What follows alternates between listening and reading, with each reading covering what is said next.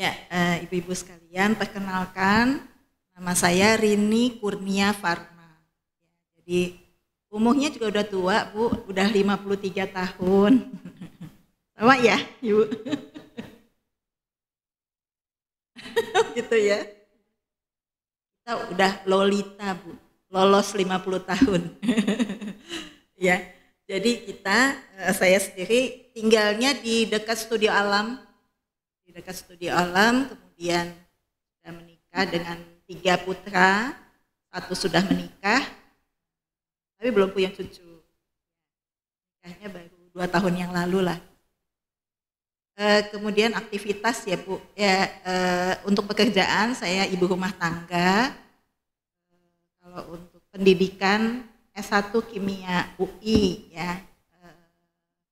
Tahun berapa ya? Lulusnya tahun 94. Kemudian aktivitas saya membina Majelis Taklim Al-Barokah di Sukmajaya,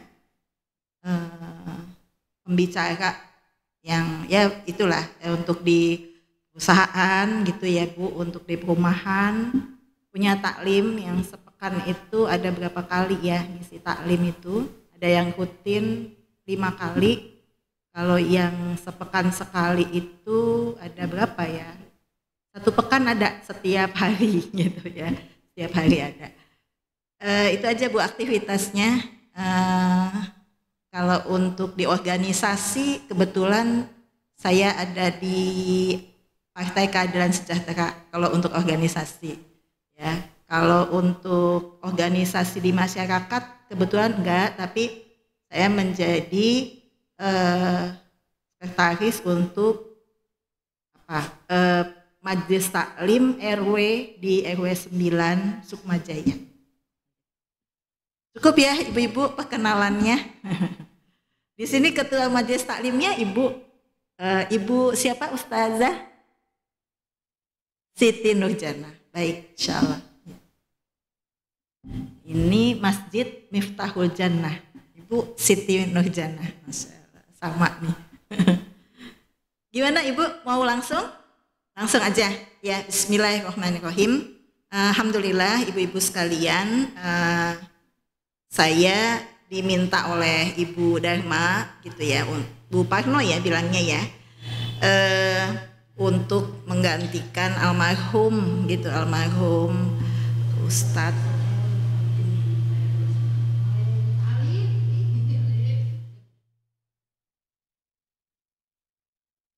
Ustadz Khairul Mutakin yang sudah berpulang sekitar bulan yang lalu ya, 3 pekan yang lalu lah gitu ya.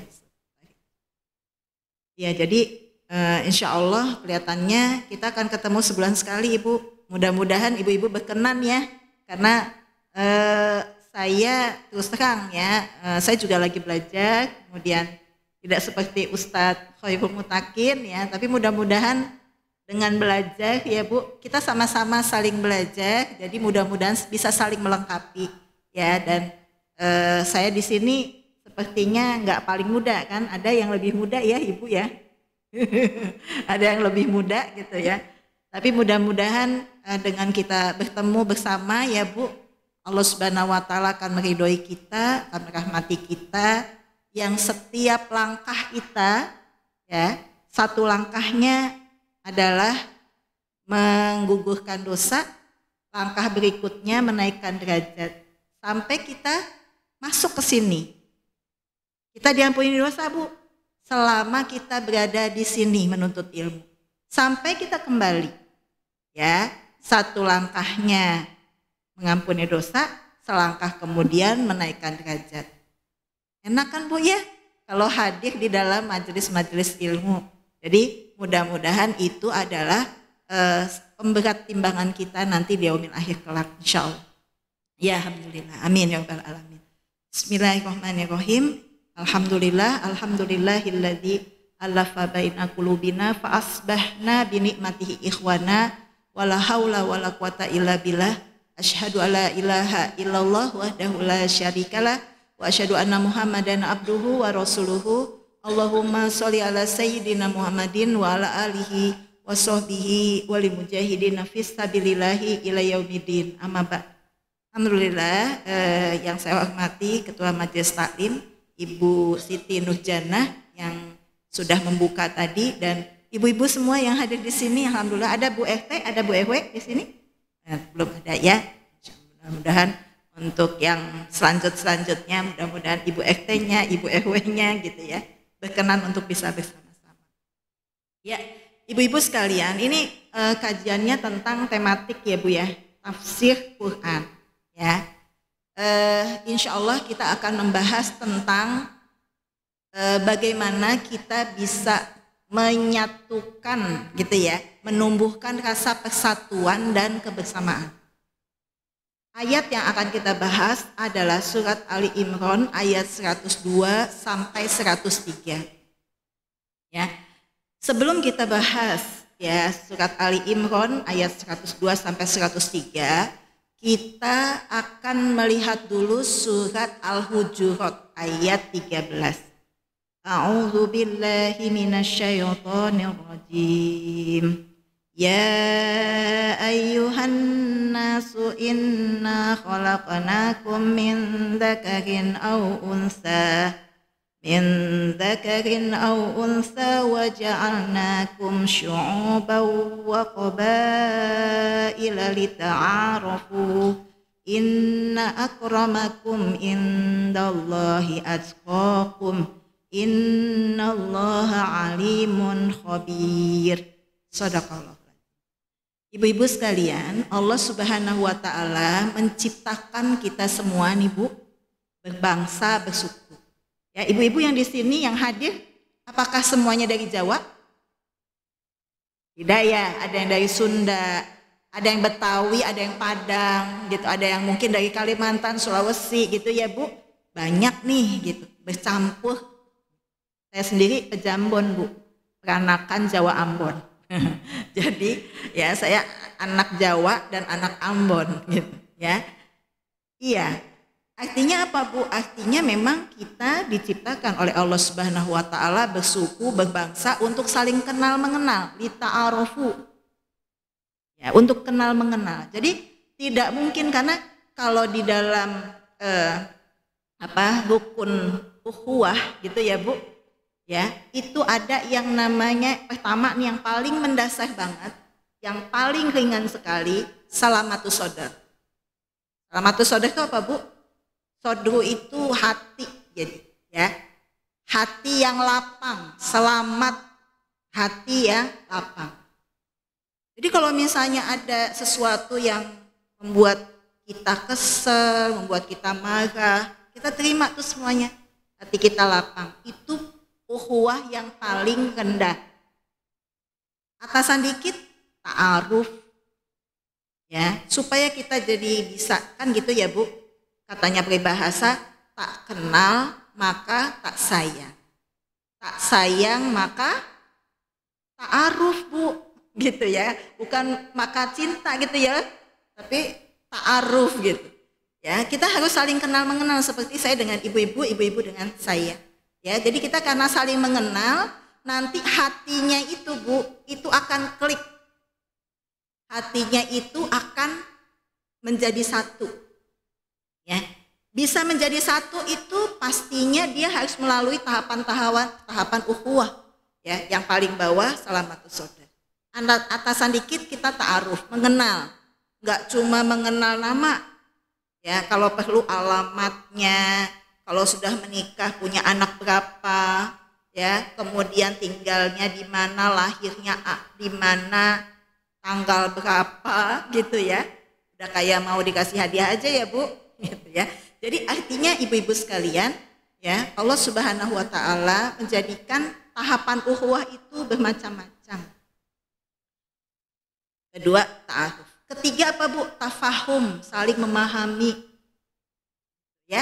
Jadi nggak mungkin kita bisa saling hati kita bersatu kalau kita nggak saling memahami.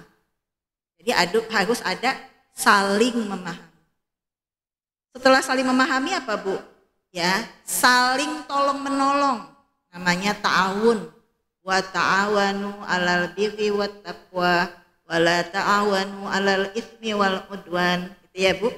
Surat Al-Maidah ayat 2. Dan bertolong-menolonglah kamu dalam kebajikan dan takwa, dan jangan tolong-menolong dalam perbuatan dosa. Ya. Dan kemudian apa, Bu?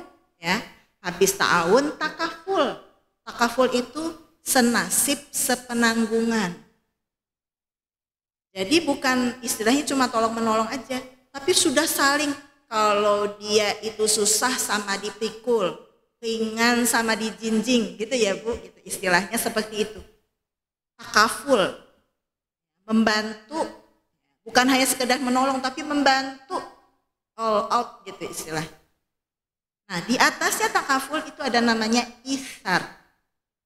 Isar, pakai sa, I-T-S-A-R, gitu ya. Kalau dalam bahasa Arab itu isar, pakai sa. Isar, ya isar. Isar itu artinya mendahulukan kepentingan orang lain. Misalnya, susah nggak, Bu, itu? Susah. Kita nggak ada uang di dompet ya, Bu ya, cuma ada di kantong. Katakan 20.000. Ini tetangga kita belum makan, ngetok-ngetok pintu. Bu, saya mau pinjem uang dong. Berapa? 20.000 buat ongkos anak saya aja. Lah, uang kita cuma ada 20-20-nya nih, gitu ya. Mau dikasih, kita nggak punya uang. Ya, kalau nggak dikasih, kasihan dia, gitu ya, Bu. Akhirnya gimana dulu? Akhirnya ada yang ngasih atau 50-50 ya, punya nggak 10.000, gitu ya. Jadi kasihnya 10.000, kita 10.000. Ada yang ngasih semuanya, silahkan, Bu, bawa. Mudah-mudahan nanti Allah ganti dengan yang lebih baik, gitu ya, Bu, misalnya. Nah, itu ketika dia membawa semuanya itu namanya isar, mendahulukan kepentingan orang lain. Tapi di dompet kan nggak ada, iya. Tapi kan di ATM ada, misalnya. Ya, tabungannya masih ada, tinggal digesek gitu ya misalnya. Ya, dan seterusnya. Jadi ibu-ibu sekalian, itu berat memang. Ya. Model isar itu seperti apa? Ada di surat Al-Hasyr, ya, ayatnya ayat 9. Tentang bagaimana orang-orang Ansor itu memberikan fasilitas yang luar biasa kepada kaum muhajirin. Bahkan mereka ya, Bu ya, itu ada yang satu rumah itu rumahnya besar, mungkin seperti ini. Dibagi 8, Bu. Dibagi 8 petak. 1 buat dia dan keluarga, yang 7 buat siapa, Bu? Buat orang-orang muhajirin yang hijrah ke Madinah. Bayangin, Bu, segini terus dibagi 8 petak. Itu kalau bukan isar rasanya nggak mungkin.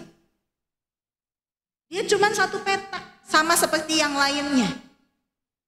Keluarga ini 1 petak, keluarga ini 1 petak. Itu hanya ada di zamannya Rasulullah Shallallahu Alaihi Wasallam.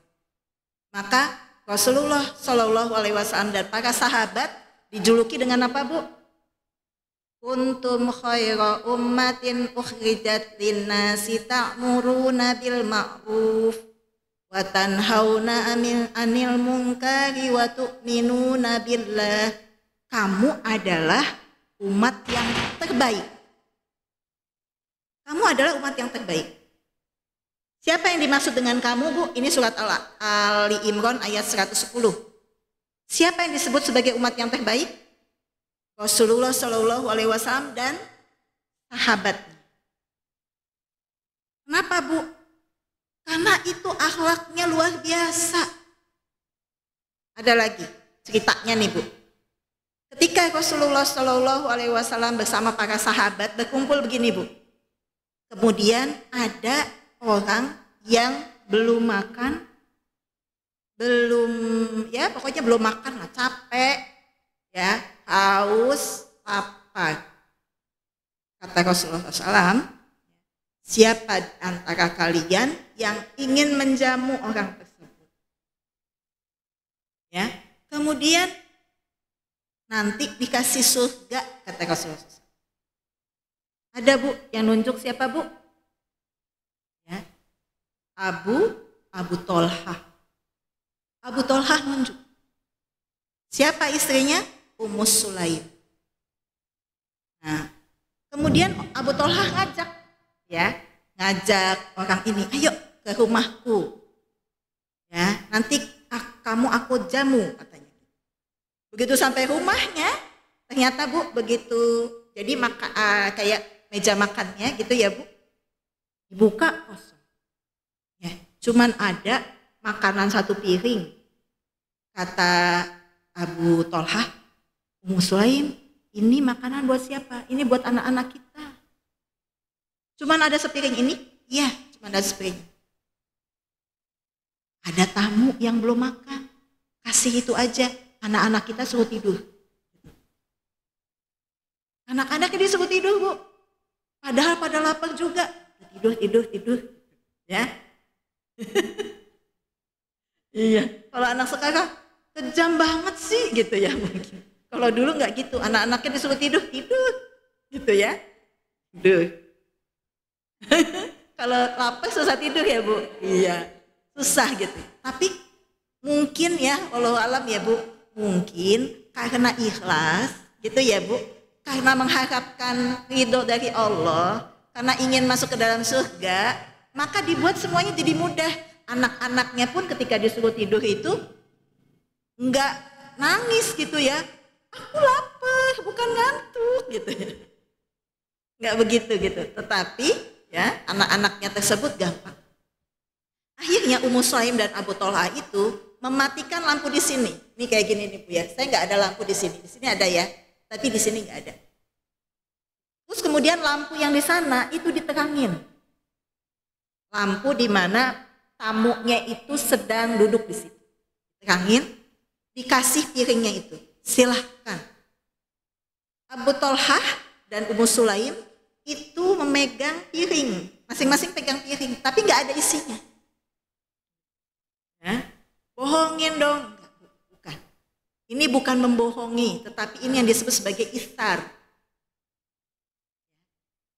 Makan. Mereka, orang tersebut makan, dia seolah-olah makan gitu. Orangnya itu kok gelap banget di situ ya, tapi kok pegang piring, oh berarti dia makan gitu ya. Akhirnya dia makan sampai habis, kenyang, datang lagi ke Rasulullah. Ya Rasulullah, aku sudah kenyang, enak katanya gitu ya. Wah subhanallah. Abu Tolhah ya dan Ummu Sulaim biasa aja tuh, nggak ngasih tahu. Rasulullah, ternyata cuma ada satu piring, itu punya anak saya tuh gitu ya misalnya. Tuh udah saya kasih ke tamunya, coba gitu ya. Mungkin kita suka ngomong kayak gitu tuh gitu ya, tanpa sengaja kita menunjukkan amal kita. Tapi tidak Bu, ternyata Abu Tolhah dan Ummu Sulaim itu diam. Sampai muncul di dalam hadis, itu sebabnya karena Allah Subhanahu wa taala menurunkan surat Al-Hasyr ayat 9. Coba ibu-ibu baca ya. Coba ibu-ibu lihat di sini. A'udzubillahi minasyaitonir rajim. Walladzina tabawwa'ud dar wal iman min qablihim. Ayat 9, Bu. Surat Al-Hasyr surat 59 ayat 9. Walladzina tabawwa'ud dar wal iman min qablihim yuhibbuna man hajara ilaihim. Yuhibbuna man hajara ilaihim wa la yajiduna fi sudurihim hajatan mimma utu wa yu'thiruna ala anfusihim walau kana bihim khasasah wa man yuqa shuhha nafsihi fa ulaika humul muflihun. Dan orang-orang Ansor yang telah menempati kota Madinah dan telah beriman sebelum kedatangan mereka muhajirin, mereka mencintai orang yang berhijrah ke tempat mereka dan mereka tidak menaruh keinginan dalam hati mereka terhadap apa yang diberikan kepada mereka muhajirin, dan mereka mengutamakan muhajirin atas dirinya sendiri meskipun mereka juga memerlukan. Dan siapa yang menjaga dirinya dari kekikiran, maka mereka itulah orang-orang yang beruntung. Nah itu ya Bu. ini adalah ya surat Al-Quran yang diturunkan setelah kejadian orang itu yang dijamu oleh Abu Tolhah dan Ummu Sulaim, Bu. Maka kata Rasulullah SAW, apa yang sudah engkau lakukan? Kamu tahu nggak? Itu malaikat berbondong-bondong ya berebutan untuk mau mencatat amal solehnya. Sampai seperti itu, Bu. Kata Abu Tolhah, tadi Abu Tolhah tidak mau cerita. Akhirnya Abu Tolhah menyampaikan kejadiannya gitu. Jadi tamunya nggak bisa nambah gitu ya, Bu ya. Tamunya memang cuma satu piringnya itu aja gitu. Tapi dia sudah isar, itu yang disebut sebagai isar. Nah, untuk sampai ke sana, tentu saja ya ibu-ibu sekalian, kita harus memahami bahwa ketika kita sudah disatukan oleh Allah Subhanahu wa taala dalam kalimat tauhid itu apa, Bu? Kalimat tauhid la ilaha illallah. Itu kita disatukan. Ibu, karena kita sudah mengucapkan syahadat, kapan kita mengucapkan syahadat? Waktu di alam ruh. Perlu syahadat ulang enggak? Enggak perlu. Kenapa? Karena kita sudah mengucapkan syahadat itu. Ketika Allah bertanya dalam surat Al-A'raf ya, Bu, ayat 172. Alastu bi rabbikum? Bukankah aku Rabbmu? Qalu bala syahidna. Benar Allah, engkau adalah Rabb kami dan kami menjadi saksi. Apa maksudnya menjadi saksi? Waktu di alam ruh, Bu, itu sudah tercetus bagi semua ruh yang ada di alam ruh. Dari pertama kali manusia itu dilahirkan, yaitu Nabi Adam, ruhnya Nabi Adam, sampai akhir zaman. Ruhnya semua sudah mengatakan qalu bala syahidna.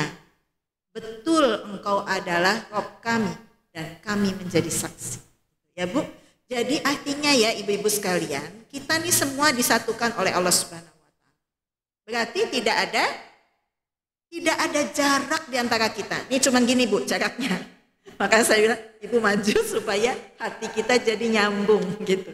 Ya, supaya apa? Supaya kita jadi lebih makrifah, lebih kenal. Ya. Lebih apa, Bu? Kalau nanti kenal kan jadi cinta ya, Bu. Kalau udah cinta jadi gimana, Bu? Jadi sayang, ya. Jadi apa lagi, Bu? Jadi mudah untuk kerjasama, ya, Bu ya. Nggak perlu susah-susah ngumpulin orang. Kalau di dalam surat Al-Anfal, ibu-ibu lihat, kita belum sampai ke itunya ya, ini prolognya ya, Bu. Di dalam surat Al-Anfal, ayat 63. Di sini dikatakan, A'udzu billahi minasyaitonir rajim. Wa allafa baina qulubihim law anfaqta ma fil ardi jami'an ma allafta baina qulubihim walakinnallaha allafa bainahum innahu alimun hakim. Innahu azizun hakim. Ya, ibu-ibu sekalian, Allah Subhanahu wa taala berfirman bahwa dan Dia Allah yang mempersatukan hati mereka, orang-orang yang beriman. Jadi yang menyatukan kita ini apa, Bu? Apakah karena ibu-ibu satu RW? Belum tentu, ya, Bu ya. Buktinya yang datang segini, gitu ya, Bu. Kalau kita satu ya, semua penuh mungkin, gitu ya, Bu. Tapi karena memang ada urusan, ada kepentingan, mungkin ada yang sakit dan seterusnya, gitu ya.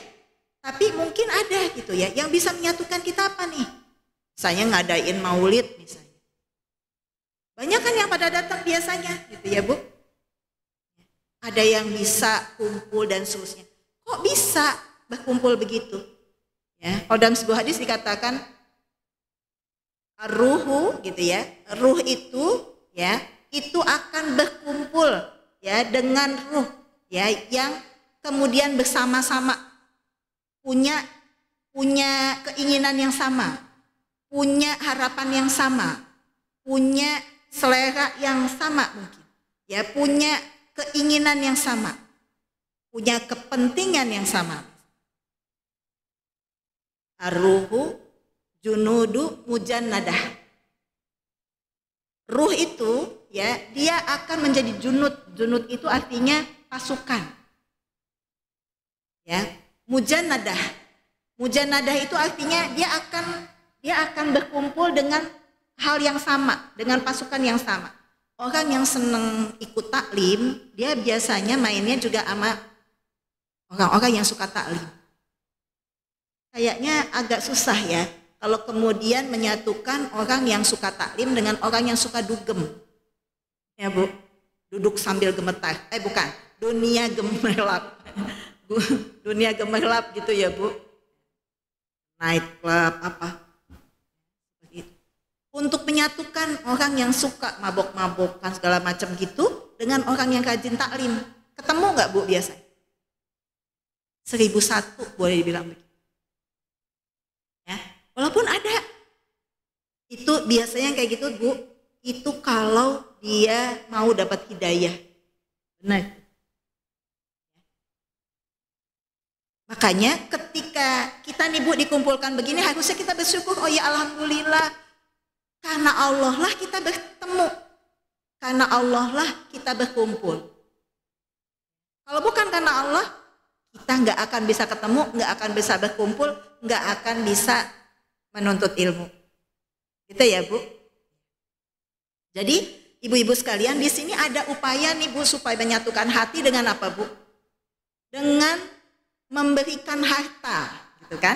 Ya Bu ya. Di sini kan dikatakan wa alafa baina qulubihim lau anfaqta ma fil ardi jami'an ma alafta baina qulubihim. Walaupun kita sudah membelanjakan gitu ya Bu, semua harta kita untuk menyatukan hati nggak bisa. Kenapa Bu? Karena hati itu ada di dalam genggaman tangan Allah. Ya Bu. Jadi kenapa hati kita suka berbolak-balik gitu ya Bu? Bisa jadi karena imannya itu turun dan imannya itu naik. Gitu ya Bu, berbolak-balik. Makanya dikatakan ya, doanya itu Bu kalau pagi-pagi gimana Bu?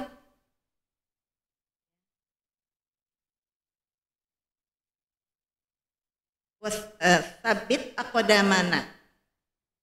Ya muqallibal qulub, sabit qalbi ala dinik. Nah, ya muqallibal qulub, sabit qalbi ala dinik.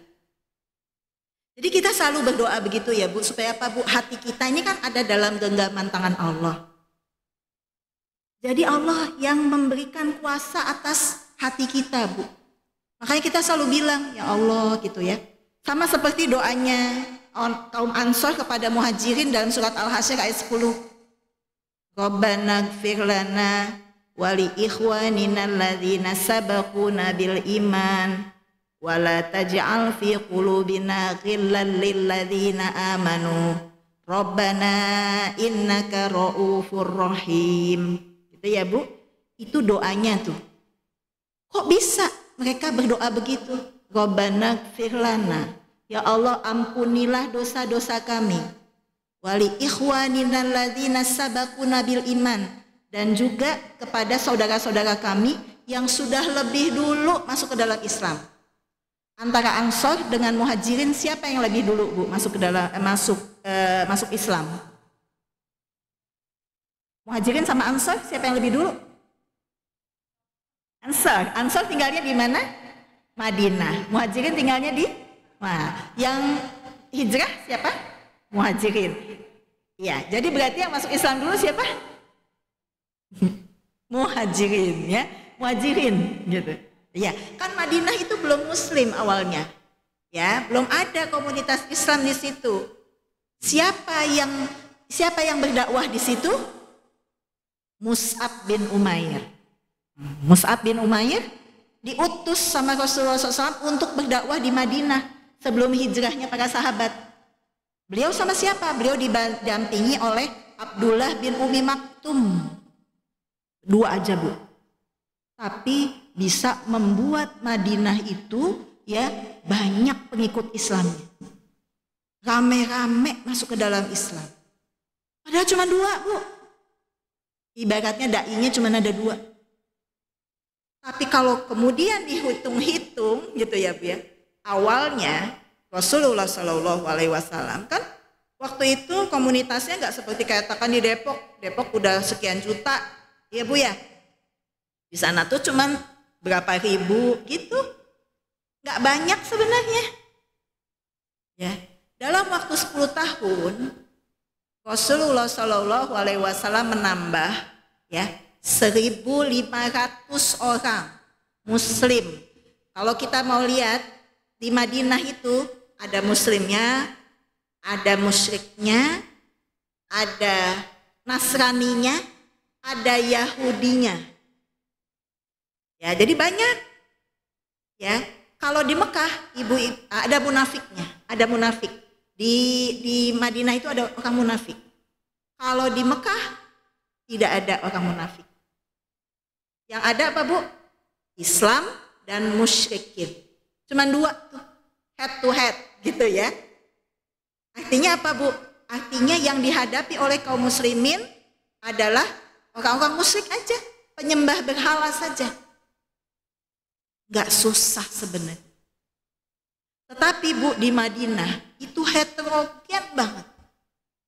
Maka ketika Rasulullah Shallallahu Alaihi Wasallam hadir hijrah ke Madinah, apa yang dilakukan oleh Rasulullah SAW? Pertama adalah membuat masjid. Bukan Masjid Nabawi, tetapi Masjid Quba. Ibu-ibu kalau ke sana, ya, itu ada Masjid Quba. Hadisnya gini Bu, kalau seandainya kita ngambil air wudhu nih di mukim kita, di hotel kita, kemudian kita sholat 2 rakaat minimal, ya, di Masjid Quba, itu pahalanya sama dengan orang berangkat umroh. Pahalanya sama dengan ibadah umroh. Enak, gitu ya. Makanya kalau udah ke Madinah, jangan sampai nggak sholat di Masjid Quba. Ya, kalau udah sampai di Madinah nih, itu daerahnya daerah Madinah, Masjid Quba itu. Ya, jadi kalau sampai di sana nggak batal ya Bu. Artinya dia itu mengambil air wudhunya dari mukimnya, dari hotelnya, gitu ya Bu. Datang ke sana langsung sholat 2 rakaat minimal, itu pahalanya sama dengan pahala umroh. Jadi kita udah umroh nih, dapat juga pahala umroh karena kita sholat di Masjid Quba, ya, masjid. Kemudian apa lagi Bu yang dilakukan oleh mereka? Yang dilakukan oleh Rasulullah SAW kepada penduduk Madinah?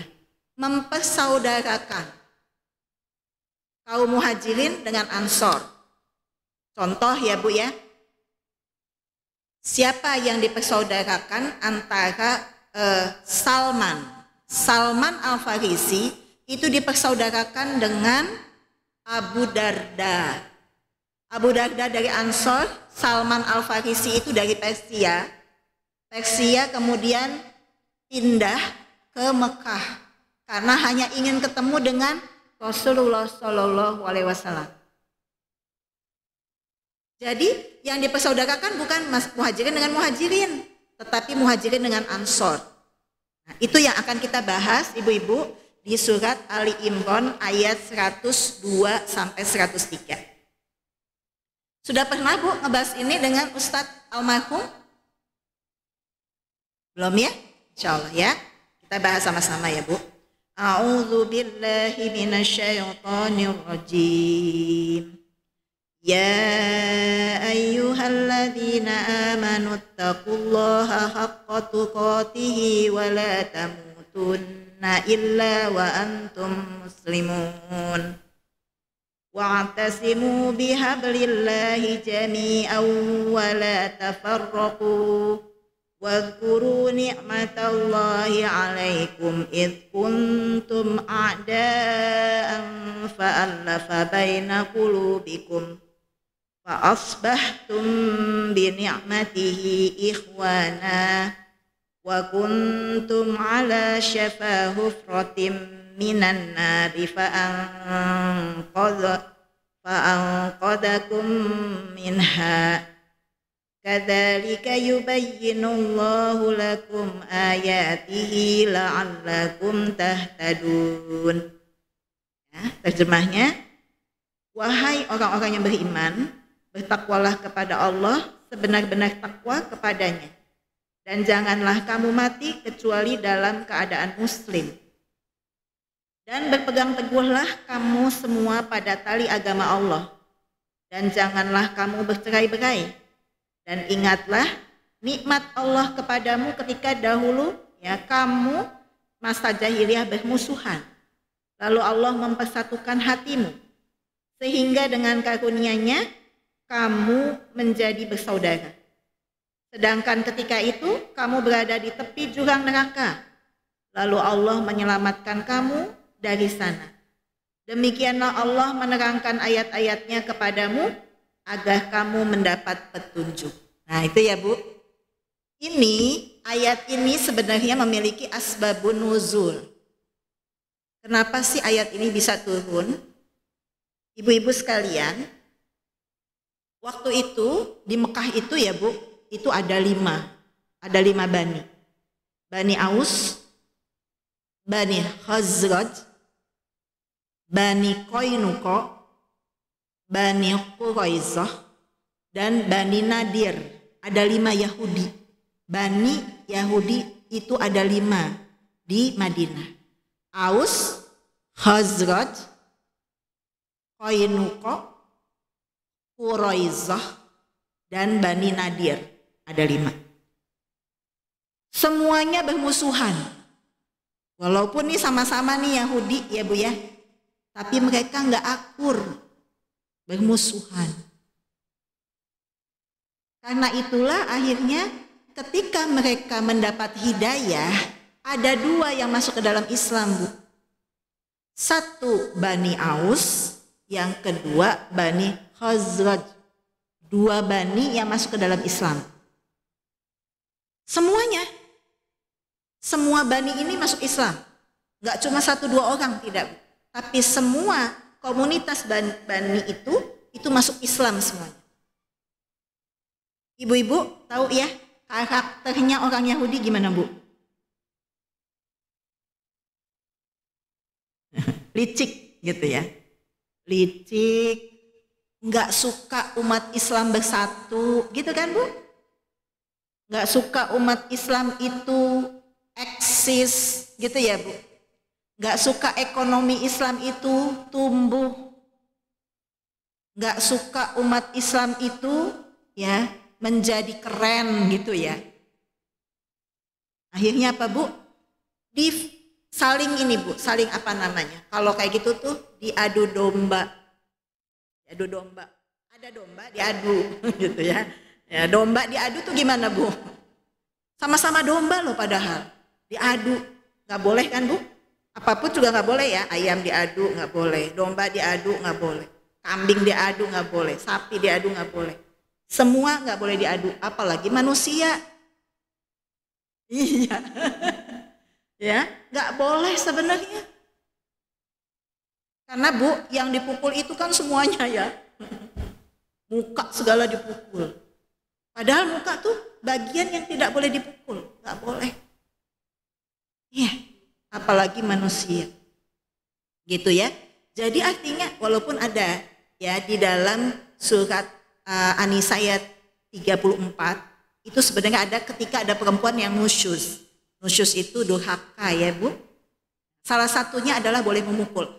Memukulnya tapi tidak boleh di muka. Memukulnya di tempat yang aman. Itu apa? Kalau sudah dinasehati berulang kali, masih tetap durhaka. Udah dipisahkan tempat tidurnya, masih juga durhaka. Baru kemudian sang suami boleh memukul, itu pun gitu ya Bu, setelah nasihatnya tuh berkali-kali. Bukan cuma sekali dinasehatin gitu ya, langsung dipukul, nggak boleh. Udah gitu dipukulnya di muka lagi, ditinju gitu ya. Itu namanya ditinju. Menampar, nggak boleh. Muka ini udah nggak boleh. Ya kalau misalnya mau dipukul, Dek, misalnya gitu ya. Itu aja digituin, udah sakit Bu. Benar nggak Bu? Iya. Itu kan kode sebenarnya. Ini nggak perlu menunjukkan, katakan misalnya marah, langsung bang, gitu ya, seperti itu. Tetapi cukup dengan Dek, gitu ya. Itu aja udah. Ya seperti itu tuh. Ya. Jadi artinya ya ibu-ibu sekalian, ini kenapa diaduk gitu ya? Dimunculkan kembali fanatismenya. Kalau dulu tuh Bu, masa jahiliyah, mereka itu yang ada yang namanya asobiyah. Asobiyah itu artinya kesukuan. Ya, jadi fanatisme terhadap sukunya, fanatisme terhadap baninya. Ada bani yang bersekutu. Bani yang ini bersekutu, yang ini bersekutu. Yang ini musuhan dengan yang ini ngebantuin. Yang ini ngebantuin, gitu ya Bu. Itu namanya asobiyah. Ada fanatisme kesukuan. Ya, kalau sudah kita disatukan oleh Islam, kita udah nggak lihat lagi suku Bu, nggak boleh lihat suku. Tapi kan dia orang Sunda sama dengan saya, gitu ya. Darahnya dia itu ngalir juga ke saya, gitu ya. Karena sama-sama satu suku, misalnya. Ya, loh, darah dengan kalimat la ilaha illallah, kuatan mana Bu? Kuatan la ilaha illallah Bu. Ternyata begitu ternyata. Cuma bedanya ya kita tidak bisa mewarisi ya harta kita kepada orang tersebut kalau bukan ahli waris kita. Kita nggak bisa menjadi wali karena dia bukan mahram kita. Kalaupun mahram juga harus dilihat secara syariatnya gitu kan Bu. Ya. Tetapi secara umum dibelanya kalau dia benar harus. Ya, ditolongnya kalau dia butuh harus. Ya. Didatangi kalau dia kemudian mengundang itu harus. Dibacakan doa kepadanya kalau dia bersin, dia menjawab bersirnya dengan doa kemudian itu juga wajib. Gitu kan. Ya, jadi ini hak atas muslim yang lain dari muslim. Seorang muslim punya hak ya terhadap muslim yang lain. Setiap muslim punya kewajiban terhadap muslim yang lain. Gitu. Ya, jadi kalimat la ilaha illallah itu Bu, itu kuat banget. Makanya kita misalnya ya Bu ya, kalau kita nih Bu ngedengar di Palestina lagi butuh nih, butuh bantuan, butuh makan. Kalau udah menjelang musim dingin, Palestina itu dinginnya tuh dingin banget, lebih dingin dari di Depok katakan. Ya, sangat dingin. Kalau udah sangat dingin begitu Bu, biasanya banyak yang meninggal. Karena apa? Karena begitu dingin. Mereka biasanya yang diperlukan tuh selimut dan seterusnya. Tetapi ya ibu-ibu tahu ya bahwa siapa yang memusuhi mereka, siapa yang menginginkan mereka pindah dari Palestina? Orang-orang Israel, orang-orang Yahudi. Nah kalau mereka butuh begitu, mereka mau minta tolong ke siapa? Jelas pada Allah ya. Tapi kita sebagai sesama muslim, kan ukhuwah itu begitu ya Bu. Ukhuwah itu ada 4. 1, ukhuwah Islamiyah. 2, ukhuwah imaniyah. 3, ukhuwah watoniyah. Yang keempat, ukhuwah insaniyah. 4. Ukhuwah Islamiyah kita Bu. Ukhuwah imaniyah kita juga. Insya Allah kita akan beriman ya Bu, amin ya. Ukhuwah watoniyah, ukhuwah sebangsa, kita satu bangsa, Indonesia. Ukhuwah insaniyah, ya persatuan manusia, kesatuan manusia. Mungkin yang beda-beda agama, gitu ya Bu, beda ras. Tapi karena dia adalah manusia, kita juga manusia, maka kita bisa bersatu. Ada pendapat ulama yang mengatakan begini, Bu. Ya. Kita bisa bersatu untuk hal-hal yang bisa kita sepakati dan kita bisa bertoleransi untuk hal-hal yang kita berbeda. Nah, itu istilahnya lakum dinukum waliyadin gitu. Bagimu agamamu, bagiku agama. Tetapi kalau kita punya kepentingan yang sama, misalnya apa? Di Indonesia, ya ini kan banyak ya, ada lima agama yang diakui gitu ya, Bu. Ada Islam, Nasrani itu, Kristen, Protestan, Kristen Katolik, Hindu, Buddha. Gitu ya, Bu. 5 yang diakui misalnya. Sama kejawen gitu ya misalnya. Ya. Nah, ketika itu kita bertetangga, nih ya Bu, kayak gini nih. Bertetangga. Masjid ini potong kurban. Udah, yang dikasih yang muslim aja. Benar nggak, Bu?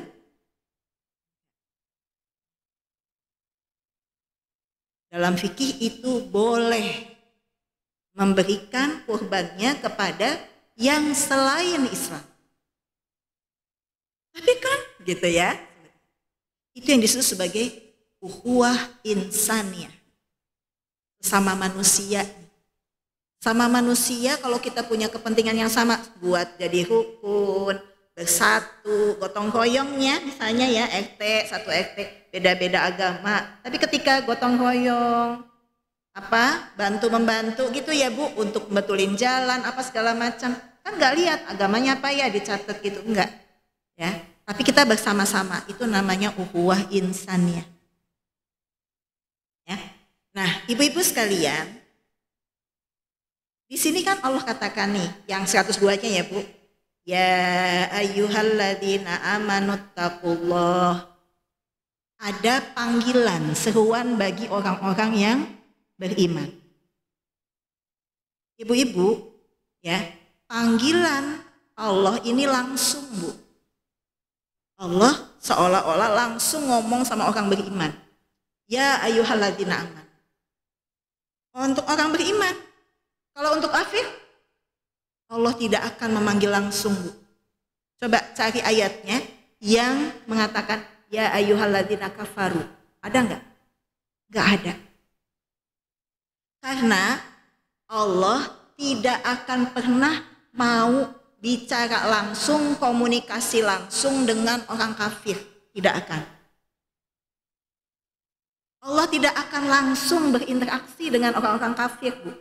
Tetapi lewat Rasulnya. Makanya biasanya gimana?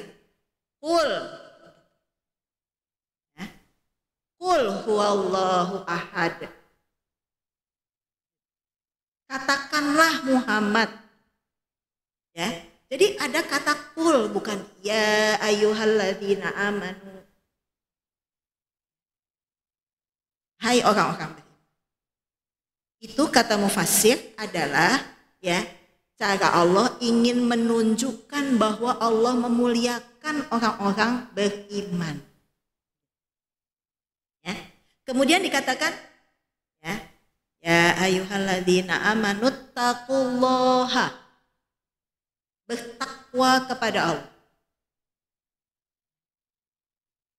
Takwa itu kan berasal dari kata waqo, yaqi, yang artinya memelihara. Apa yang dipelihara, Bu? Diri kita. Memelihara diri kita. Dari apa? Ya, dari segala sesuatu yang membuat kita, kan kalau orang bertakwa itu dimuliakan sama Allah ya. Inna akramakum indallahi atqakum. Sesungguhnya orang yang paling mulia di sisi Allah adalah orang yang bertakwa di antara kamu. Gitu kan? Ya. Tapi ketika dia sedang jatuh imannya, ya, berarti dia sedang lemah. Makanya seseorang itu harus memelihara dirinya.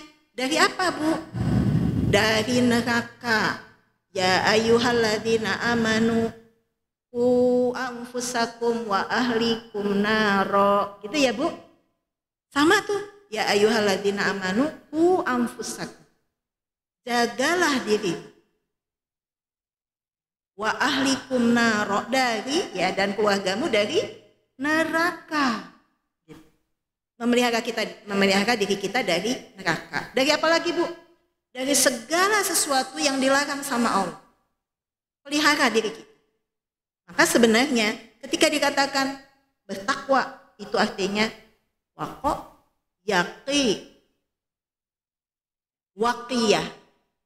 Artinya apa, Bu? Pelihara diri. Memelihara diri kita. Kemudian apa? Di sini dikatakan ya, haqqa tuqatih. Ada kata takwa yang diulang 2 kali, Bu, di sini. Haqqa tuqatih. Tuqatih. Ya. Ini adalah kata takwa yang diulang. Kalau dalam istilah bahasa Arab adalah maf'ul mutlak. Maf'ul mutlak itu artinya 2 kata yang diulang di dalam 1 kalimat. Dia diulang. Fungsinya buat apa diulang? Biasanya apa, Bu, kalau diulang kata? Misalnya gini, nak sini deh. Gak datang juga, nak sini dong. Gitu ya. Gak dengar juga, nak sini. Gitu. Itu untuk apa, Bu? Penegasan. Penekanan. Ya. Apa yang mau ditekan, Bu? Apa penegasannya? Bertakwa kepada Allah. Gitu. Ya, makanya dikatakan di sini haqqo. Kata haqqo itu artinya tetap. Tetap, Bu. Apa yang tetap, Bu? Takwanya harus tetap. Jadi nggak mudah untuk berubah pada kondisi-kondisi tertentu maupun kondisi-kondisi umum.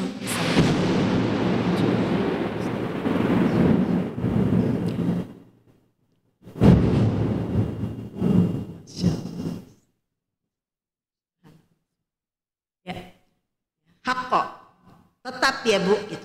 Tetap untuk apa? Untuk tidak berubah. Misalnya, manusia seringkali berubah ketika apa, Bu? Waktu masih kecilnya misalnya. Ya, kecil mau menuju remajanya. Ada pergaulan, berubah. Ada medsos, bisa berubah. Ya, ada keterpurukan ekonomi, ada PHK, ada macam-macam. Kemiskinan membuat kita takut. Sakit membuat kita takut. Gagal bisnis membuat kita takut. Kehilangan harta, kehilangan jiwa membuat kita takut. Ya, ibu-ibu. Akhirnya ada tuh pihak-pihak yang memanfaatkan itu.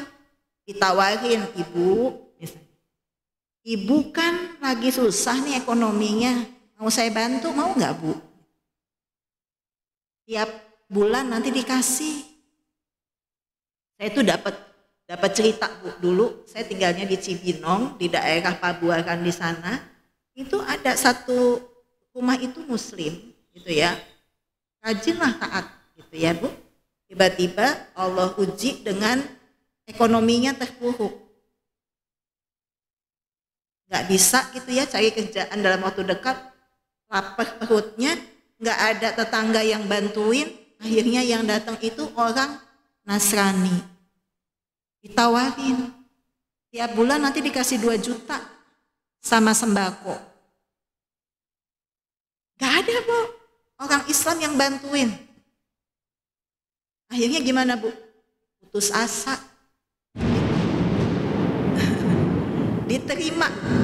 Diterima tawarannya, Bu. 1 bulan lancar dikasih, 2 bulan lancar dikasih, 3 bulan lancar. Begitu 4 bulan gak dikasih. Marah dia datangin orangnya. Katanya mau tiap bulan kita dikasih gitu. Ya. Oh maaf, udah cukup 3 bulan kita support. Ya, habis itu cari sendiri. Coba. Ya. Ini tawarannya banyak loh, Bu. Di seputar kita mungkin nggak tahu ya. Mungkin kalau di komplek udah nggak ada yang begitu. Tapi yang di pelosok-pelosok itu banyak.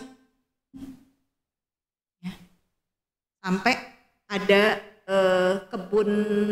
kebun mawar sebenarnya ya Bu, di daerah dekat Cianjur sana, ya itu bersebelahan dengan komunitas Kristen ya yang dipakai untuk kristenisasi. Cianjur itu Bu, ada satu tempat di mana satu kampung itu Kristen semua. Cianjur tuh Bu. Padahal tadinya Muslim semua. Sekarang Kristen semua. Bisa dibayangin Bu, ya Allah, gitu ya. Kita kan jadi pantesan di Indonesia itu, ya yang tadinya 95% Muslimnya, sekarang cuma ada 80%. Turunnya jauh banget kan? Padahal penduduknya makin bertambah. Kok bisa begitu? Itulah makanya Allah mengingatkan kita Bu, ya bahwa ini nih yang udah dikasih iman, tolong dijaga imannya tetap gitu ya. Jangan mudah untuk berubah walaupun kita dalam kondisi susah. Kalau untuk masalah perut emang agak repot ya. Orang tuh udah nggak tahan kalau nggak makan, nggak minum gitu. Kalau udah kayak gitu Bu, yang salah itu tetangganya. Apalagi kalau dia sampai mencuri. Pernah di zaman Khalifah Umar itu ada pencuri yang udah ketangkep gitu ya Bu. Kemudian dilaporkan kepada Umar bin Khattab. Kata Umar, ya, kenapa kamu mencuri? Ya Umar, saya belum makan. Keluarga saya belum makan. Saya udah cari kerja, nggak dapat pekerjaan. Saya udah coba jualan, nggak untung. Saya udah berusaha minjem sama tetangga, nggak dikasih. Kemudian tetangga saya nggak peduli, nggak ada yang ngasih. Saya nggak mungkin kemudian nggak makan sampai kita pada mati gitu istilah. Maka saya mencuri sebatas yang buat kita bisa makan hari itu. Wah, Umar tuh marah. Ya, kata Umar, kalian semua salah nih, satu tempat itu salah.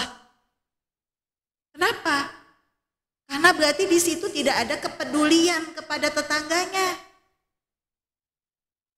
Jadi kalau misalnya di zaman Rasulullah SAW, di zaman para Khulafaur Rasyidin, itu mereka ditanya dulu apa sih kalau dia mencuri, sebabnya apa mencuri. Gitu. Gak langsung ditangkap, gitu ya Bu. Kalau dia memang mencuri karena buat makan. Kalau pencuri yang sekarang itu kan, ya orang kaya kata-kata. Korupsi itu kan pencuri ya Bu. Pencuri tapi elit itu korupsi. Yang hanya buat makan gitu Bu ya, itu nggak dihukum, nggak dipotong tangan di zaman itu. Kenapa? Karena dia adalah orang yang sebenarnya istilahnya tuh Bu ya, dia bukan orang yang ingin menumpuk harta, tetapi dalam kondisi darurat, hanya buat nyambung hidup gitu istilah. Ya, nah ibu-ibu sekalian, makanya di sini ingatkan, haqqa tuqatih, ya, haqqa tuqatih. Tetaplah imannya itu, ketakwaan itu, wala tamutunna illa wa antum muslimun. Dan janganlah kamu mati. Mati itu pasti nggak Bu? Pasti. Mati itu pasti. Tapi caranya kita mati, kita nggak ada yang tahu. Betul ya Bu? Ibnu Katsir mengatakan begini Bu. Barang siapa yang selama hidupnya itu berada di atas satu perkara, maka dia akan mati dengan satu perkara tersebut. Maksudnya apa nih? Ya, barang siapa yang hidupnya atas satu perkara, maka dia dibangkitkan atas perkara tersebut. Maksudnya apa Bu? Maksudnya gini, barang siapa yang punya kebiasaan, ibu-ibu punya kebiasaan ngaji, barang siapa yang sering ngaji, ya, ada waktu dikit ngaji, nganggur dikit ngaji, sambil nunggu masakan matang ya Bu ya, ngaji misalnya. Maka dia akan mati ketika dia dalam kondisi sedang ngaji, insya Allah. ada seorang ulama namanya Syekh Rashid Ridho. Dia itu yang menafsirkan tafsir Al-Manar. Syekh Rashid Ridho ini itu kemana-mana tilawah Quran. Lagi pergi kemana tilawah Quran, pulang tilawah Al-Quran, sampai di rumah tilawah Al-Quran. Begitu meninggal dalam kondisi begini, Bu, baca Quran dan nggak jatuh, nggak, gini aja. Sampai kemudian ada orang ya yang menyadari ini kok nggak berubah-ubah, begini aja. Dan ternyata waktu dicek sudah meninggal. Barang siapa yang sering berusaha untuk menyambung silaturahmi, maka dia pun akan begitu, Bu. Makanya kalau nanti, Bu, ya, di padang mahsyar itu ada mimbar yang terbuat dari nur, dari cahaya. Di mana di mimbar itu, Bu, itu nanti semuanya dipanggil. Mana orang yang berkasih sayang karenaku? Mana orang yang saling mencintai karenaku? Karena Allah maksud. Ya. Itu dipanggil. Yang dipanggil di situ bukan para nabi, bukan para rasul, bukan para syuhada, bukan para orang-orang soleh, tetapi orang yang berkasih sayang karena Allah. Tempatnya di kayak podium gitu, Bu, mimbar yang terbuat dari cahaya. Yang semua orang katanya di hadis itu, Bu, ya, semua orang ngiri sama orang tersebut. Ngiri gitu. Sampai para nabi rasul pun ngiri gitu. Coba bayangin. Ya. Jadi kan kita bisa termasuk ada di dalamnya. Kalau apa, Bu? Kalau kita bersatu, kalau kita mempererat ukhuwah di antara kita melihat persamaannya, jangan perbedaannya. Dia mah organisasinya ini, saya organisasinya ini. Jangan. Oh, dia mah Muhammadiyah, kita misalnya NU, jangan. Karena kalau udah namanya pakai diikat oleh tali la ilaha illallah, ya tali akidah kita, ya, Bu, itu nggak ada lagi yang namanya organisasinya apa, latar belakang sukunya apa, ya, disiplin ilmunya apa, ya, ketokohannya bagaimana, itu nggak dilihat. Yang dilihat adalah kesatuannya. Karena sumber kekuatan Islam salah satunya adalah apa, Bu? Sumber kekuatan Islam, ukhuwah Islamiyah. Jadi kalau misalnya kita gitu, ya, Bu, tidak bisa bersatu, ya, minimal kita tidak boleh terpecah belah. Apalagi untuk hal-hal yang sepele, begitu. Ya. Ini seminimal-minimalnya, Bu, ya. Illa wa antum muslimun. Kecuali kamu meninggal dalam kondisi, ya, muslim gitu. Itu istilahnya yang terendahnya kan, muslim, mukmin, mutakin gitu, ya, Bu. Yang muslim aja deh pokoknya. Walaupun ada sedikit deh iman di dalam hati, sedikit aja misalnya. Ya, kecuali dalam kondisi, ya, illa wa antum muslim. Nah, kemudian diikuti selanjutnya dengan wa'tasimu bihablillahi jami'a. Ya, wa'tasim, dan berpegang teguhlah kamu pada tali agama Allah. Agama Allah itu, Bu, kalau kita pegang teguh, maka itu akan menjadi kekuatan yang besar. Tidak mudah untuk digerogoti, tidak mudah untuk difitnah, tidak mudah untuk dipecah belah. Dulu ingat nggak ibu-ibu, ya, perang Imam Bonjol itu kan juga begitu, ya,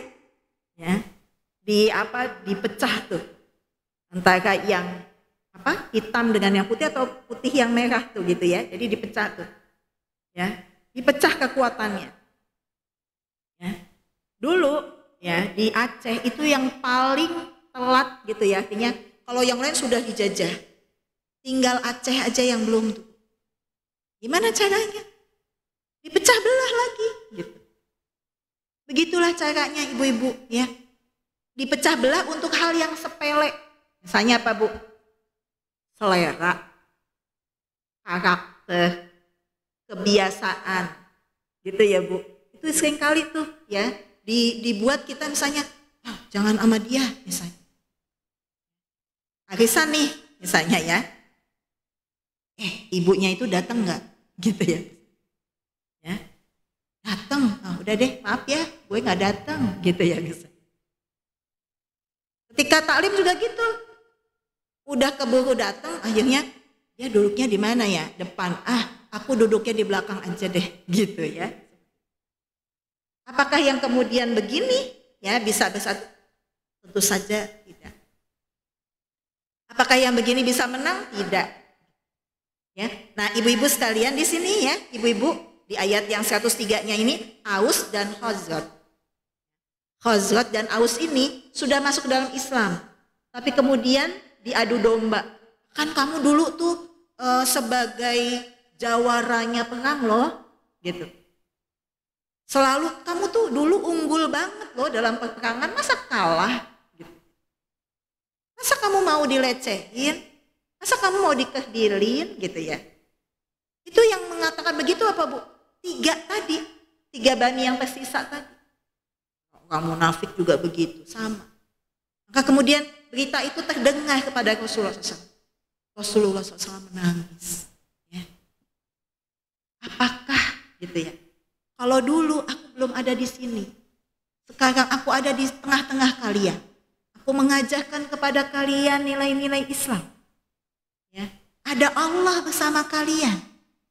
Tapi kalian kemudian gitu ya, wah tuh pada nangis Bu. Nangis gitu. Ya. Kenapa bisa begitu?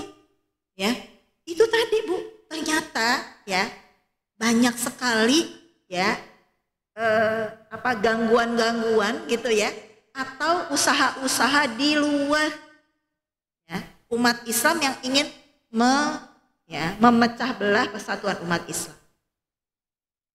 Ya. Yang sering apa sih Bu? Kalau di masjid Bu biasanya apa Bu? Kunut. Itu paling sering tuh dijadikan perbedaan.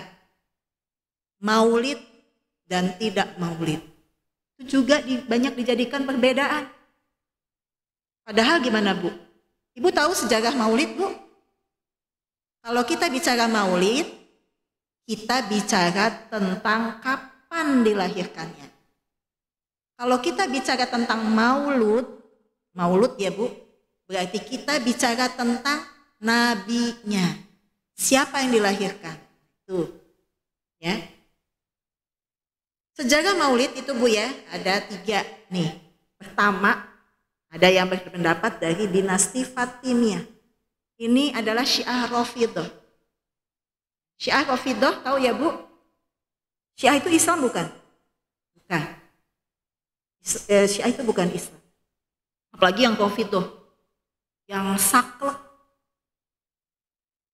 Yang pokoknya bertentangan banget gitu. Syiah Rafidhah, mereka itu biasa mengadakan maulid karena apa? Melihat itu kan adanya di zaman Bani Abbasiyah, ya. Jadi setelah Rasulullah SAW meninggal, setelah itu ada pimpinan khalifah itu ada dari Khulafaur Rasyidin. Setelah Khulafaur Rasyidin ada namanya ya Umayyah, ya Umayyah atau Umayyah, ya. Bani Umayyah atau Bani Umayyah. Ya. Setelah selesai nih Bani Umayyah itu, kemudian Bani Abbasiyah. Nah, ya dinasti Fatimiyah itu adanya di Ismailiyah di Mesir, itu adanya di zaman Bani Abbasiyah. Kenapa? Karena saat itu mereka merasa bahwa ya kok kayaknya Rasulullah SAW udah mulai dilupain nih, gitu. Akhirnya mereka mengadakan maulid, ya. Tapi mereka mengadakan maulid bukan cuma buat Rasulullah SAW. Maulidnya Fatimah, maulidnya Ali, maulidnya Hasan, maulidnya Husain, dan maulid dari para imam-imamnya, imam Syiah. Itu dirayakan tuh Bu. Jadi setiap imam ini maulid dirayain. Gitu aja terus tuh Bu. Fungsinya untuk itu, memperkenalkan Rasulullah SAW. Yang kedua, ada namanya Syekh Muzaffar. Syekh Muzaffar ini Bani Abbasiyah juga, itu adanya di Baghdad. Sama Bu, kaum muslimin sudah mulai melupakan, ya, melupakan sunnah-sunnah Rasul, melupakan nabinya.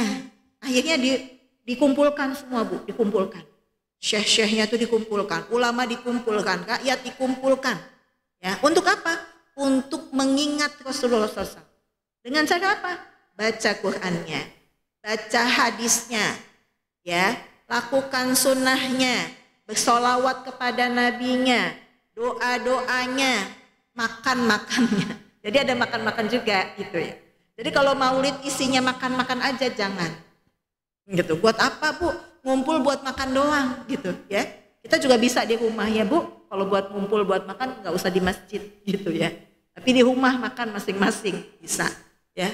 Tapi kalau misalnya kumpulnya kemudian kita membahas tentang cinta kepada nabinya ya Bu ya. Bagaimana meningkatkan sunnah-sunnah Rasulnya, membaca rawinya. Di sini ada rawi Bu? Nggak ada. Di sini Muhammadiyah ya. Ya, mayoritas mungkin, mayoritas ya, nggak apa-apa. Itu yang dibilang ya. Jadi jangan sampai nanti misalnya ya berseteru hanya gara-gara gitu ya Bu, ikhtilafiyah, perbedaan pendapat. Jangan. Karena iman itu punya cabang, cabangnya aja 70. Banyak nggak Bu? Banyak. Itu hal yang furu. Bukan hal yang pokok. Hal yang pokok itu apa Bu? Akidah syariah. Kalau udah terkait dengan akidah, dengan syariah, semuanya harus sama. Sholat. Ya. Yang membedakan apa Bu? Cuma masalah ya, teknisnya kan? Teknis sholatnya. Untuk sholatnya sendiri, wajib. Semua mazhab mengatakan wajib sholat 5 waktu itu. Nggak ada yang bilang, oh itu mah tergantung. Enggak, gitu ya. Ya. Nah ibu-ibu sekalian, ya, ketika terjadi perbedaan begitu, bagaimana cara menyatukan itu tadi? Syekh Muzaffar itu Bu, ya, itu menyatukan semua. Di Irak itu Bu, semua dikumpulin. Untuk apa? Untuk menyatukan umat Islam. Untuk mengenal nabinya. Untuk mengenal sunnahnya. Bayangin Bu. Ya, itu berapa tuh biaya? Gak masalah. Kenapa Bu? Karena ada tujuan yang paling mulia. Yaitu apa Bu? Menyatukan umat Islam. Karena di saat itu Bu ya, di zamannya Bani Abbasiyah itu banyak sekali ya perpecahan di antara umat Islam sendiri. Umat Islam di saat itu Bu banyak terpecah belah. Makanya ya memperbesar gitu ya nasrul fikroh gitu ya, memperkenalkan fikrohnya Islam ini, Islam ya, agama Islam ke tempat yang lain yang jauh-jauh itu tidak terlaksana ketika di zaman Bani Abbasiyah. Tapi ketika di zamannya Bani Umayyah ya, baru Romawi jatuh, Persia jatuh, membebaskan Afrika, benua Afrika itu ya Bu, dari penjajahan Barat. Kan mereka itu bukan cuma menjajah daerahnya, tapi juga memperkenalkan agama mereka. Makanya mereka ada gospel gitu ya Bu, gold, glory gitu ya Bu. Kita tahu tuh dulu tuh istilah-istilah itu. Gospel itu misionaris. Gospel itu menjelaskan tentang agama mereka. Gold itu kemuliaan, kesuksesan. Ya, glory juga demikian. Ya. Jadi ibu-ibu sekalian, Masya Allah ya, Allah Subhanahu wa Ta'ala menjadikan para ulama-ulama waktu itu mempersatukan. Setelah itu apa Bu? Yang pendapat ketiga ada dinasti Al-Ayyubi. Al-Ayyubi itu yaitu pada Salahuddin Al-Ayyubi, Sultan bisa. Salahuddin Al-Ayyubi itu melihat bahwa pasukan kaum muslimin itu mentalitasnya jatuh. Ya. Salahuddin Al-Ayyubi ini memimpin apa Bu? ya, direbutnya apa Bu? Palestina. Kan itu perang salib, ya. Perang salib itu berkali-kali Bu, nggak cuma sekali perang salib tuh. Ya, akhirnya direbut itu Palestina oleh Salahuddin Al-Ayyubi. Nah, ibu-ibu sekalian, itu juga sama Bu. Ya, bahwa misalnya pasukan kaum muslimin di saat itu kok lemah banget ya, nggak seperti di zaman Rasulullah SAW. Padahal mereka sudah bisa ya Bu, melalui laut, melalui darat itu kavaleri ya, kavaleri itu apa Bu biasanya Bu? Laut ya, laut apa darat Bu? Ya, itu Masya Allah ya ibu-ibu sekalian. Allah Subhanahu wa Ta'ala menjadikan Salahuddin Al-Ayyubi penggerak saat itu. Dijadikan supaya apa? Pasukannya ini cinta kepada Rasul, mengikuti Rasul. Bagaimana Rasulullah SAW? Ya, itu tahun 8 Hijriah. Itu kan Fatu Mekah itu tahun 8 Hijriah. Setelah beliau hijrah ya Bu. Bayangin umurnya berapa? 61 tahun. Udah mendekati meninggalnya. 61 tahun masih berperang, masih pakai kuda. Kita 61 tahun apa Bu? Ke rumah sakit. Bolak-balik dokter. Ngecek-ngecek tuh badan udah mulai sakit nih, kaki gitu ya. Kaki, tangan, mata gitu ya Bu. Udah macam-macam tuh kan keluhannya gitu.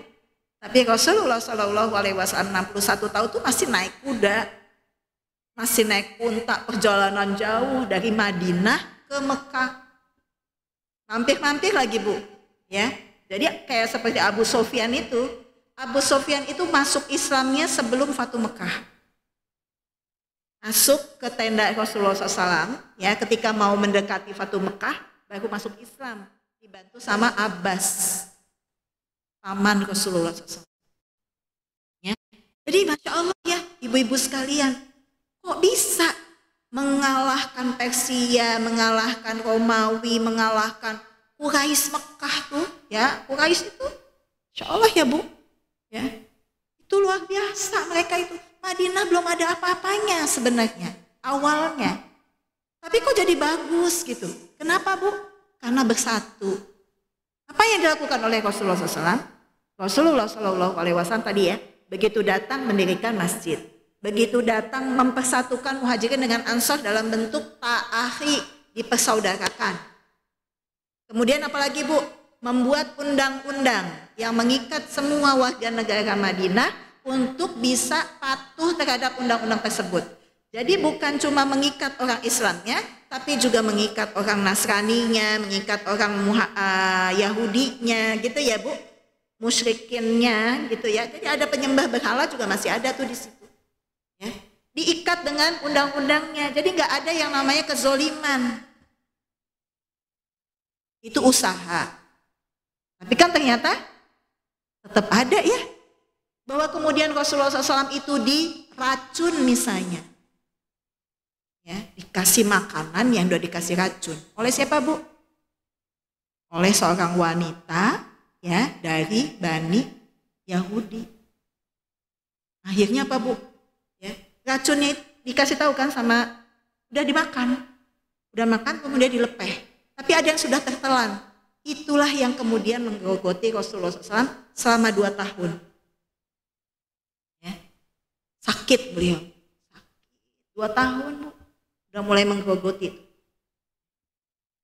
Bani Yahudi yang tersisa di Madinah diusir. Kenapa Bu? Karena mereka tidak bisa menyepakati menjalankan undang-undang yang berlaku di saat itu. Jadi bukan disebabkan kamu Yahudi pergi, bukan. Tetapi karena mereka tidak mau patuh terhadap undang-undangnya. Itulah ibu-ibu sekalian, ya, betapa luar biasanya Rasulullah Shallallahu Alaihi Wasallam ya dalam mengatur Madinah. Maka ketika turunnya waqtasimu bihablillahi jami'a wa la tafarraqu, dan berpegang teguhlah kamu ya semua pada tali agama Allah, pada Islam. Jadi jangan mau difitnah, jangan mau dikomporin gitu ya. Jangan mau diadu domba. Ya. Dan janganlah kamu bercerai-berai. Nah itu, diingetin tuh. Ini sampai jam berapa, Bu? 2:30. Sebelum asar ini nanti sebentar lagi 10 menit lagi ya. Waduh, lagi ya. Ya, sebentar lagi ya, Bu. 3 menit lagi insya Allah. Ya. Dan ingatlah nikmat Allah kepadamu ketika kamu dahulu masa jahiliyah bermusuhan. Jadi dulu itu bermusuhan. Walaupun nih mereka orang Yahudi nih, mereka ada 5 nih. Tapi ada yang 2 bersamaan, ada yang 3 bersamaan. Jadi 3 ini jadi 1, yang 2 jadi 1. Orang Islam gak ada yang begitu. Ini muhajirin, ini ansor ya, gak ada. Jadi 1, ya itu namanya dipersaudarakan, ukhuwah Islamiyah. Dulu bermusuhan, karena bermusuhan jadi kan maunya panasan terus ya Bu, ya panasan terus tuh, nggak bisa lihat bayangannya aja nggak bisa gitu ya, apalagi lihat orangnya gitu ya, nggak suka aja, kebanyakan nggak suka jadi gila, ya. Nanti makanya doanya begitu kan, Rabbana ighfir lana wa li ikhwanina alladzina sabaquna bil iman wala taj'al fi qulubina ghillan, itu ada perasaan nggak suka.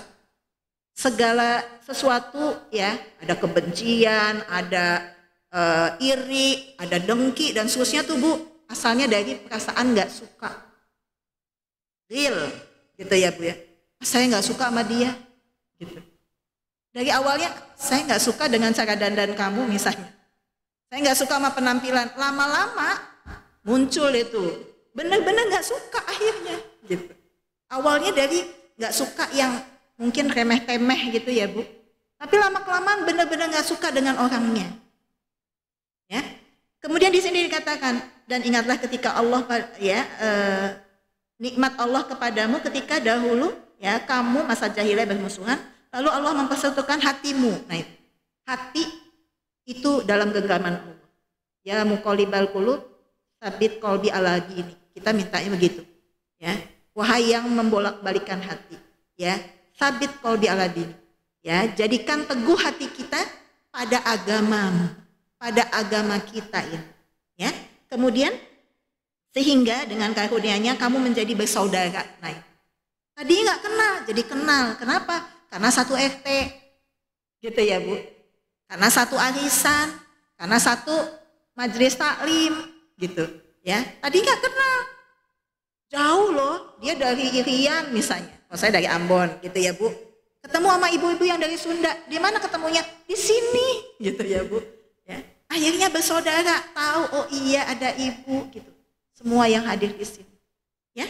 Kemudian gimana ya, sehingga dengan karunia-Nya kamu menjadi bersaudara, sedangkan ketika itu kamu berada di tepi jurang neraka ya kan. Kalau ibu-ibu dulu, kalau ya, ini istilahnya tuh dulu kan dia kafir. Kafir itu kayak ibaratnya di jurang neraka. Kemudian sama Allah tolong, ditolongin. Ya, yang tadinya udah sampai mau di jurang nih, udah mau jatuh, ya, tapi ditolongin sama Allah. Dengan apa? Diberikan iman dia dalam hati. Akhirnya apa Bu? Akhirnya ya dia ditolong sehingga nggak jadi jatuh masuk ke dalam neraka, masuknya ke dalam surga insya Allah. Ya, nah kemudian di sini dikatakan, lalu Allah menyelamatkan kamu dari sana. Ya, demikianlah Allah menerangkan ayat-ayatnya kepadamu agar kamu mendapat petunjuk. Jadi ibu-ibu ya, jangan kata orang kafir, orang Islam aja itu gampang banget dibuat berantem. Supaya nggak bisa berantem gimana Bu? Minta sama Allah. Ya, kalau ada perasaan nggak suka, ada seorang yang masuk ke dalam surga. Kata Rasulullah, sebentar lagi ada orang yang masuk ke dalam surga. 1 kali, datang lagi besoknya, sebentar lagi akan masuk orang yang masuk ke dalam surga. 3 kali ngomong begitu Bu, sampai Abdullah bin Umar bingung. Ini kenapa ya? Akhirnya minta izin ke orang tersebut, boleh enggak saya mabit di rumahmu? Gitu. Ya, ketika mabit boleh. Ya. Ketika mabit dia lihat enggak bangun tahajud, enggak saum nih, gitu ya. Makannya banyak juga kok, gitu ya. Terus kok dia masuk ke dalam surga, kenapa? Ditanya nih, tahukah kau bahwa engkau itu dikatakan oleh Rasulullah 3 kali. Sebentar lagi akan ada orang yang masuk ke dalam surga. Begitu ahli surga 3 kali. Apa sih keistimewaanmu? Kata dia apa?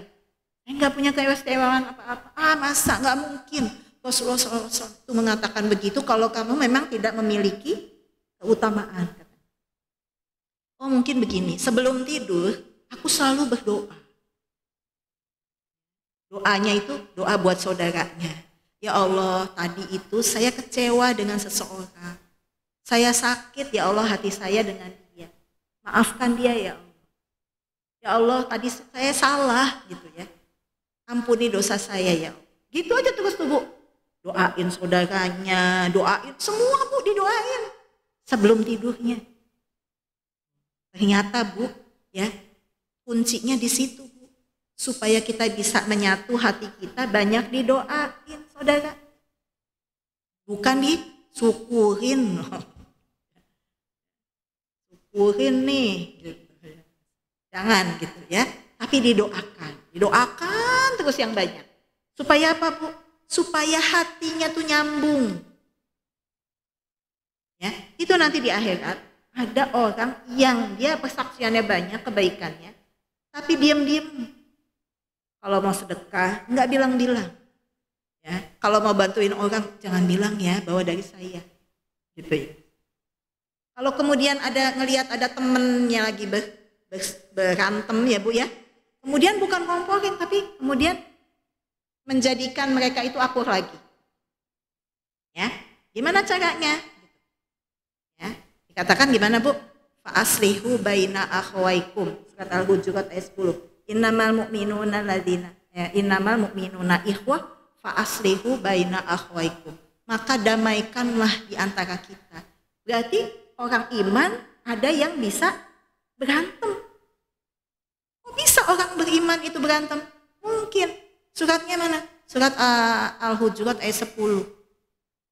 Lalu gimana caranya? Didamaikan, gitu ya. Jadi jangan sampai ini kan usianya kita udah tua-tua ya Bu. Gitu. Saya merasa tua, ya. Jangan udah bertambah umur, tambah galak, gitu ya. Tambah suka sensitif sama gitu saudaranya. Tambah nggak bisa akur. Kalau mau ditambah, tambah takwa, tambah pahalanya banyak, tambah kebajikannya. Tambah zikirnya, tambah ibadahnya, begitu. Sehingga apa? Sehingga mulia nanti di sisi Allah insya Allah. Ya, cukup ya ibu-ibu, udah jam 2:30 lebih 10. Mohon maaf lahir batin. Al-haqqu min rabbika fala takunanna minal mumtarin. Billahi taufiq wal hidayah. Assalamualaikum warahmatullahi wabarakatuh.